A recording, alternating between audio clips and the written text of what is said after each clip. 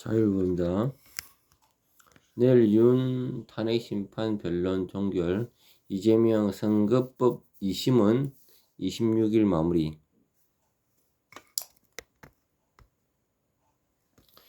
윤석열 대통령과 이재명 더불어민주당 대표의 정치적 운명을 가름할 사법부의 심리가 이번 주에 종결된다.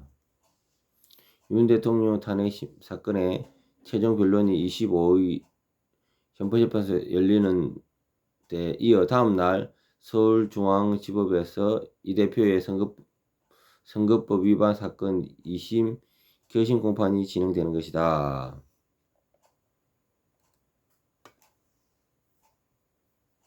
먼저 25일 오후 2시에 시작되는 윤 대통령의 탄핵 심판 마지막 변론 기일에는 소추위원인 청정래 국회 법제사법위원장과 피청구인 윤 대통령의 최종 의견 진술이 시간 제한 없이 허용된다.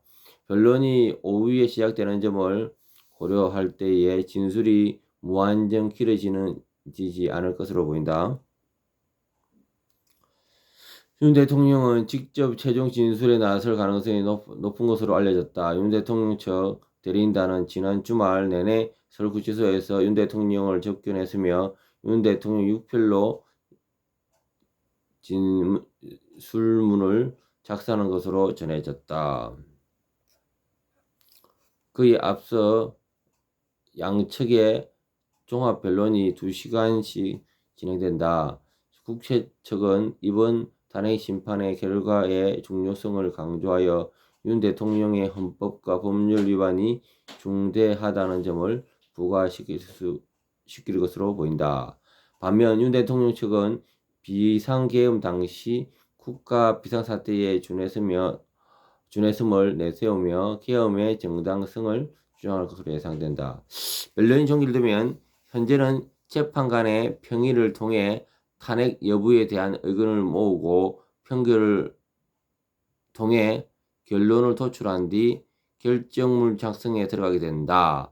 법조계에서는 노무현 박근혜 전 대통령 사례와 유사하게 변론 종결이 약 2주 뒤에 선고가 나올 것으로 예상하고 있다. 서울고법 형사 6-2부가 맡은 이 대표의 선거법 위반 혐의 항소심은 26일 오전 10시 30분 열린다. 검찰과 이 대표 측이 각자 신청한 양형 정인을 심문한 다음 오후 2시 결심 공판이 연다. 통상 결심 공판한 뒤쯤 선고가 진행되는 것을 감안하면 이르면 오늘 3월 말 2심 선고 결과가 나올 전망이다.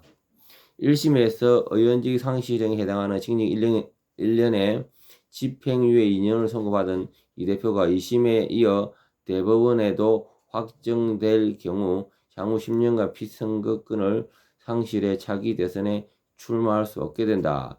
이 대표 재판 선고 일자는 윤 대통령 탄핵 정국과 맞물리면서 뜨거운 관심사다. 윤 대통령 탄핵 심판 결론이 3월 둘째쯤 나올 것으로 전망되는 가운데 탄핵안이 인용되는 경우 현재의 헌법에 따라서 60일 내에 조기 대선이 치러지기 때문이다. 결국 대법원의 심리 속도가 이 대표 대선 출마에 가장 중요한 변수가 될 것으로 보인다. 조희대 대법원장이 공직선거법 강행 규정인 633 원칙을 거듭 강조하고 있는 사항이라 국민적 관심이 높다. 무슨 633이 좀 말도 안 되는 소리다. 그럼 대통령은 뭡니까?